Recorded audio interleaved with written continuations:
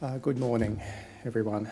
I have sad news to start this morning's press conference. A man in his 80s who was COVID positive passed away yesterday. He was a resident at the Calvary Hayden Aged Care Facility. So on behalf of the ACT Government, we send our condolences and love to his family and friends at this very difficult time. In a little over 12 hours, the ACT lockdown will end. This does not mean the end of COVID risk, though. And that's why the first step out of lockdown will be a gentle and measured step forward. Lockdown has not been easy, but it has kept our case numbers significantly lower than they would otherwise have been. Lockdown has allowed hundreds of thousands of Canberrans to get vaccinated, and it has saved tens of thousands of Canberrans from getting very sick. Since the lockdown commenced, there have been 1,359 recorded cases of the virus in the Territory. 119 people have been hospitalised. 24 have needed intensive care. And sadly, 7 people have lost their lives. Now, we've all had very different experiences during the lockdown. For the families who've experienced a loved one in hospital or intensive care, or who have lost someone to the virus, it's been scary, it's been shocking, and it's been devastating. Tomorrow is not the end of the pandemic. The virus will continue to spread in the community.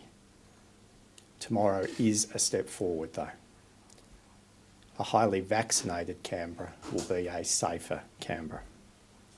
And I can report that we are now at 98.8% of our eligible 12+ population with a first dose of a vaccine. And we are at 74.7% fully vaccinated. Now, these are not just nation-leading vaccination rates. We believe they are world-leading. But the evidence clearly shows that one dose of the vaccine isn't enough to fully protect you from the worst impacts of the virus. So the statistic that matters, and the one that we will be focusing on in the coming weeks, is the percentage of our population that is fully vaccinated. That's what we're focusing on, and that's the priority over the coming weeks. We want to see our world-leading first dose vaccination rate translate into a world-leading fully vaccinated rate. Now, for those who are yet to get vaccinated, you can go today and get your first dose. The AIS mass vaccination clinic run by the ACT Government has seen almost 300 walk-ins since Monday. So please take this opportunity. You don't need an appointment. Come forward and get vaccinated. And for those who are yet to make that decision, a rainy day is as good a day as any to reach out for advice in making that decision to get vaccinated. It's okay to have questions about the vaccines, and we are very aware that the decision to get vaccinated is a bigger decision for some than it is for others. Now, if you are part of the 98.8% of the population who have received a first dose of the vaccine, but you are yet to have your second dose, and you might be wavering on having a second dose, please take the time to reach out to a health professional to discuss the importance of completing your vaccination program. Being fully vaccinated is what matters from here. Now, from tomorrow, more businesses will start to reopen.